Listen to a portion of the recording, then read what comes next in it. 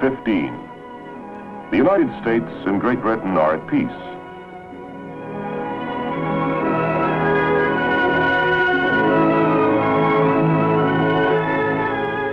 The seas, so recently the scene of frigate duels, blockading and privateering, are now great highways between rich markets. Fed and nourished by an ever-expanding seaborne trade, a new America grows out of the western wilderness. The Navy will play an important role during this golden era, 45 years of expansion following the War of 1812. It will protect Americans away from home and promote peaceful trade abroad. The Navy will contribute to military science, giving the United States newer and more powerful weapons with which to defend the nation at home and abroad.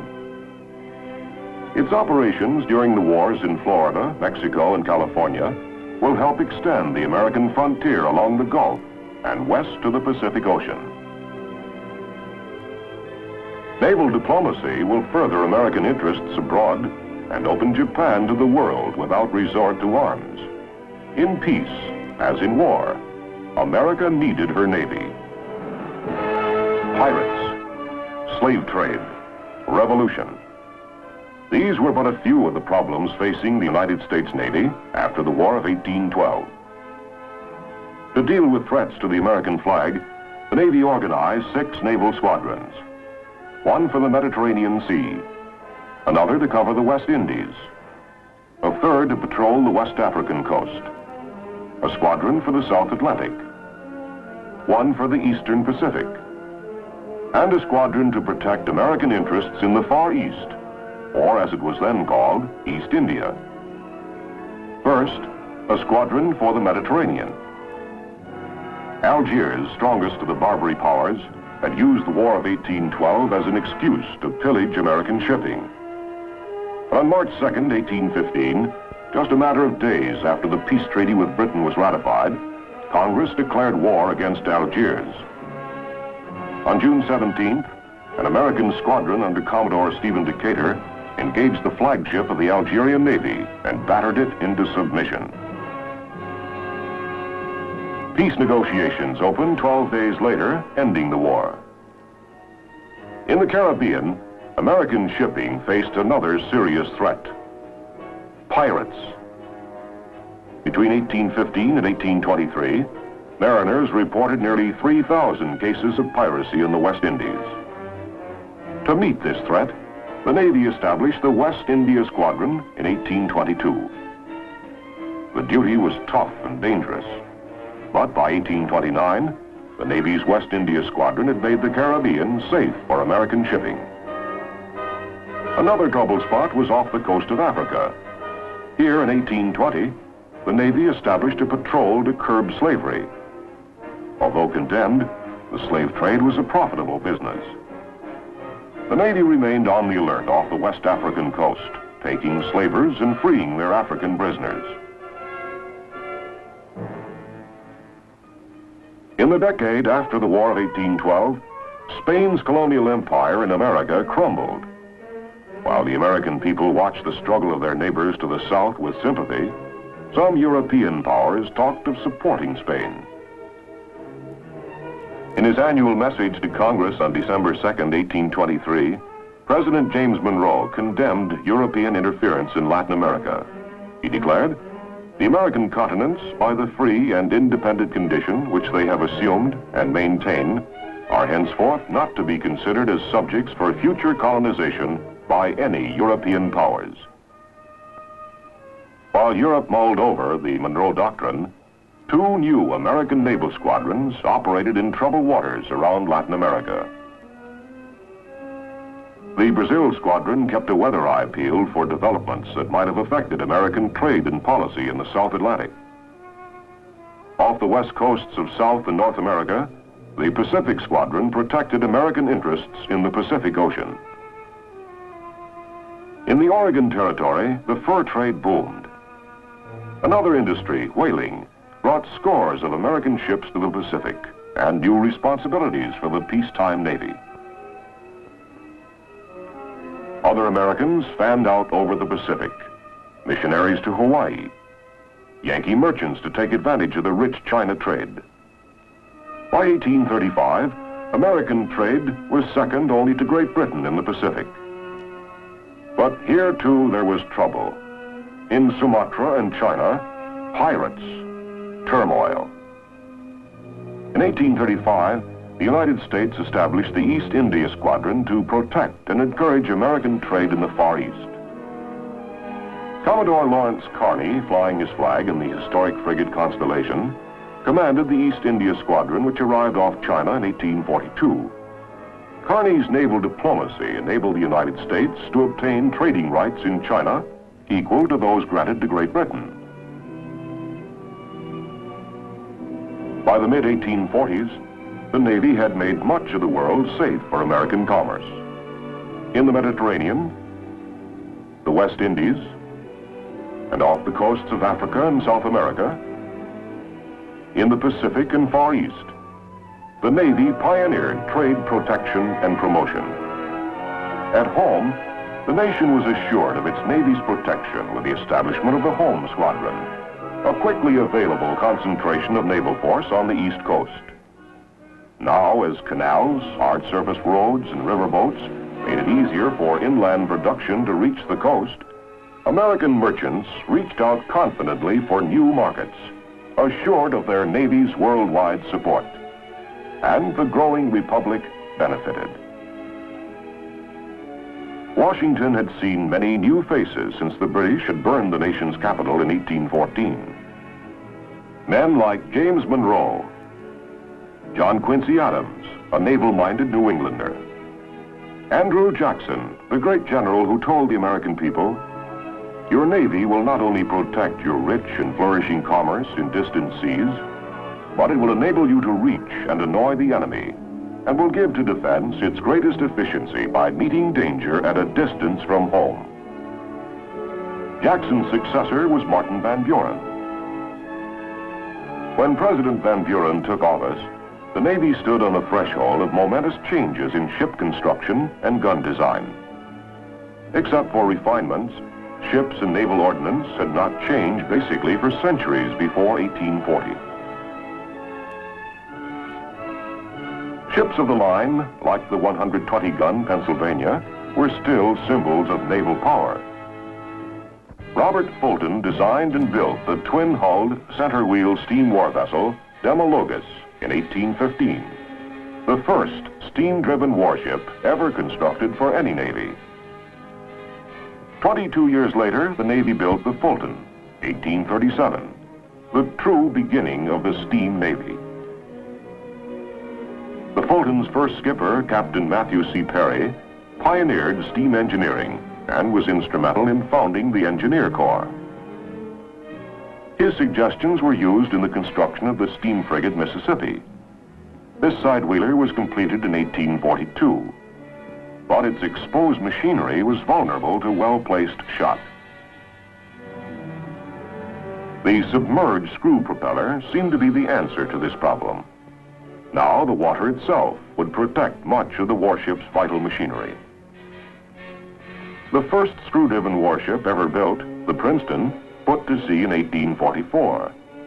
Again, the United States had shown the way. By the time the Merrimack-class screw frigates began operation in 1857, steam propulsion was established in the Navy. Revolutionary developments also took place in naval ordnance after 1840. Gun design had not changed much in the 250 years since the Spanish Armada. The solid-shot, smooth-bore gun was still standard on warships. All this was to change. Solid shot gave way to explosive shells, and the first scientifically designed naval guns were readied for use at the Washington Navy Yard. Lieutenant John Dahlgren's experiment showed that the highest pressures were near the breech of the gun. Pressure then rapidly diminished as the projectile traveled along the bore. Dahlgren constructed a bottle-shaped gun to conform to these pressure relationships. Improved and more powerful naval ordnance forecast the end of the wooden warship. The ironclad was not far off. Meanwhile, the Navy played a leading role in furthering geographical knowledge. 6 ships under Lieutenant Charles Wilkes left the United States in the summer of 1838 on a voyage of Pacific exploration lasting almost 4 years. The expedition surveyed the South Pacific to Australia, followed the Antarctic ice barrier nearly 1,000 miles, and proved that a great continent lay beyond this massive ice shelf. Increased knowledge of the sea brought on by such expeditions led to the establishment of the Nautical Almanac and hydrographic offices. Another result was the establishment in 1842 of the Naval Observatory under Lieutenant Matthew Fontaine Maury. His studies of the world's oceans and wind currents helped make navigation faster and safer. Maury, pathfinder of the seas. At the same time, there were significant changes in naval administration. From 1815 to 1842, a board of 3 Navy commissioners assisted the Secretary of the Navy in administering the department. Then, to meet the growing needs of the Navy, Congress established 5 bureaus: Navy Yards and Docks, Construction, Equipment and Repairs, Provisions and Clothing, Ordnance and Hydrography, and of Medicine and Surgery. The Bureau of Medicine and Surgery grew out of the Navy's concern for the welfare of its sailors. Naval chaplains looked after the spiritual welfare of sailors on long overseas cruises. Chaplains also acted as schoolmasters on board ship, but naval training was still pretty haphazard. The deficiency was met by a professional school for the naval officer, founded at Fort Severn, Annapolis in 1845, through the efforts of George Bancroft, Secretary of the Navy. Commander Franklin Buchanan was the first superintendent of the Naval Academy. In the decade beginning 1835, the Navy faced troubles at home. First in the Florida Territory. Near Tampa, Seminole Indians massacred an Army detachment, touching off the Seminole War. The war spread into southern Alabama and Georgia in 1836 with the revolt of the Creek Indians. To operate with the Army, almost the entire Marine Corps, under Colonel Commandant Henderson, proceeded to military outposts in Georgia and Alabama. The Marines fought successful campaigns against both Creek and Seminoles. A small fleet under Lieutenant Commander McLaughlin operated against the Seminoles in the Everglades until the war ended in 1842. The Navy's fleet of small sailing vessels, barges, and canoes penetrated hundreds of miles into the swamps on the track of elusive Indians. No sooner were the Seminoles pacified in Florida than trouble flared in Texas. In 1836, this important part of Mexico revolted and established a republic. The United States annexed Texas in 1845. This caused Mexico to break off diplomatic relations with the United States. President Polk sent land and naval forces to protect American citizens and interests in Texas and Mexico. War broke out in May 1846. General Taylor's army met the Mexicans in battle near the Rio Grande. While the Navy blockaded the Mexican coast and guarded the line of communication, Taylor's men marched toward Monterey. It was a tough campaign for these American infantrymen who had to fight dust and disease, as well as the enemy. In 1847, plans changed. An advance on Mexico City from Veracruz, instead of by way of Monterey. This called for a large-scale amphibious assault. Supported by naval gunboats and steamers under Commodore Connor, more than 10,000 troops were landed below the Mexican stronghold in March 1847. Veracruz was shelled, first by Captain Josiah Tatnall's gunboats. Ashore, the Army needed more firepower. The Navy sent up 6 heavy naval guns to pound the city. Naval gunners stood up against withering enemy fire. Veracruz fell on March 25th, and the Army and Marines moved on Mexico City. Naval forces, now under Commodore Perry, neutralized strong points along the coast, while the Army pushed inland. The war was also fought in California, where the Navy played a decisive role.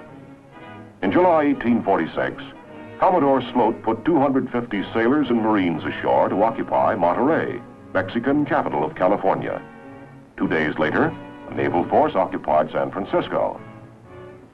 Commodore Stockton, who relieved Sloat in command of the Pacific Squadron, then moved to take all of California with a spearhead of Marines, sailors from the fleet, and a battalion of California volunteers. On July 29th, his sailors and Marines captured San Diego. On August 4th, Santa Barbara. 2 days later, San Pedro fell to the Navy. On August 13th, Marines took Los Angeles, but were driven back by the Mexicans after a siege of a week. This and another setback at San Pasqual on December 6th did not deter Stockton, who reorganized his forces to advance on Los Angeles from San Pedro. In January 1847, Stockton's force defeated the enemy at San Gabriel and La Mesa and reoccupied Los Angeles. Here, the Americans and Mexicans signed the Treaty of Cahuenga. The war was over in California. On the Gulf and Pacific coast of Mexico, the war continued until early 1848. In the Pacific, naval forces captured Guaymas, Mazatlan, and San Blas, and tightened the naval blockade of Mexico. Marines fought to the halls of Montezuma. Mexico capitulated, and the western border of the United States touched the Pacific. In Northern California, gold was discovered, and the race was on, most of the 49ers making the trip by sea. Across the waters that washed California shores was the Orient, Japan, a hermit Japan. The Navy helped open Japan to the world. First, Commodore Biddle in 1846. He got as far as Tokyo Bay. Commodore James Glynn in the sloop of war Preble arrived at Nagasaki 3 years later and obtained the release of a group of American castaways held there. In July 1853, Japanese fishermen on the shores of Tokyo Bay sighted Commodore Matthew C. Perry's black ships. Perry came prepared. He had force to use if necessary, the steam warships Mississippi and Susquehanna, supported by other ships. But Perry also came armed with knowledge. His experts had studied Japan and Japanese customs. Intelligent diplomacy was Perry's main weapon. He made it clear from the beginning he would deal only with the highest appointed Japanese officials. On July 14, 1853, Perry's honor guard of some 400 sailors and Marines marched to a pavilion on the beach at Kurihama. With great pomp and display, Perry presented a letter from President Fillmore requesting friendly relations with Japan. The Japanese were impressed. Perry then left, promising to return for an answer the following year. By the time Perry's squadron returned in February 1854, the Japanese had decided to negotiate with the American commander. While American and Japanese officials framed the treaty, Perry's men entertained the curious Japanese officials with a naval sideshow. Marines showed off their marksmanship. Sailors demonstrated the telegraph. And engineers set up a model railroad to give kimono-clad dignitaries their first train ride. America and Japan concluded a treaty. It opened 2 ports to American trade. It guaranteed protection to shipwrecked American seamen. Naval diplomacy had once again paid off. Japan was open to the world. At the midpoint of the 19th century, the Navy fanned out over the globe on many exploring and surveying expeditions. To the River Jordan and the Dead Sea in the Holy Land, where camels pulled small boats across the desert plains. To the Arctic, and into the jungles of Panama and West Africa. Naval ships surveyed the Atlantic for the first transoceanic cable, and on extensive voyages again explored the Pacific, this time from Australia to the Arctic Ocean. As the clouds of civil war gathered in 1860, Americans could look back with pride on what their Navy had accomplished during this golden era. First of all, the Navy protected American citizens and promoted trade throughout the world. New markets were opened for American commerce, and assurance given that the American flag would be respected wherever it was flown. Naval protection and promotion of trade helped boost the American merchant marine to a total of 2.5 million tons by the year 1860. Secondly, the Navy made important contributions in exploration, oceanography, steam engineering, and ordnance. A third accomplishment was the Navy's support of American military operations in Florida, Mexico, and California. These operations, particularly the Mexican War, added vast areas to the United States. In 1860, the nation reached from the Atlantic to the Pacific. Finally, naval officers, in their role as diplomats and representatives of the American people abroad, achieved results that strengthened the United States' position among the nations. The Navy had demonstrated the vital role it must always play in peace as well as in war. Squadrons, one for the Mediterranean Sea, another to cover the West Indies, a third to patrol the West African coast, a squadron for the South Atlantic, one for the Eastern Pacific, and a squadron to protect American interests in the Far East, or as it was then called, East India. First, a squadron for the Mediterranean. It will protect Americans away from home and promote peaceful trade abroad. The Navy will contribute to military science, giving the United States newer and more powerful weapons with which to defend the nation at home and abroad. Its operations during the wars in Florida, Mexico, and California will help extend the American frontier along the Gulf and west to the Pacific Ocean.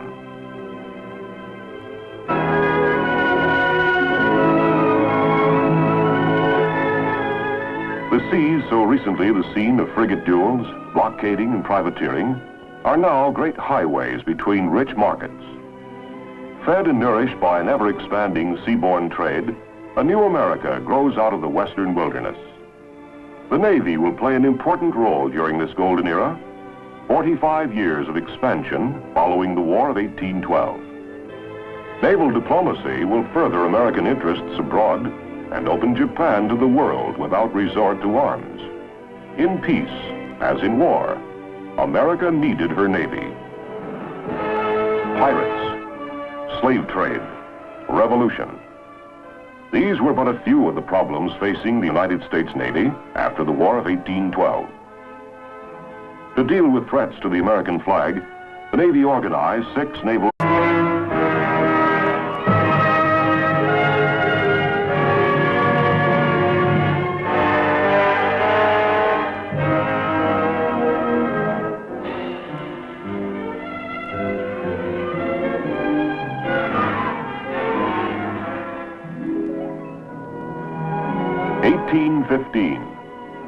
The United States and Great Britain are at peace.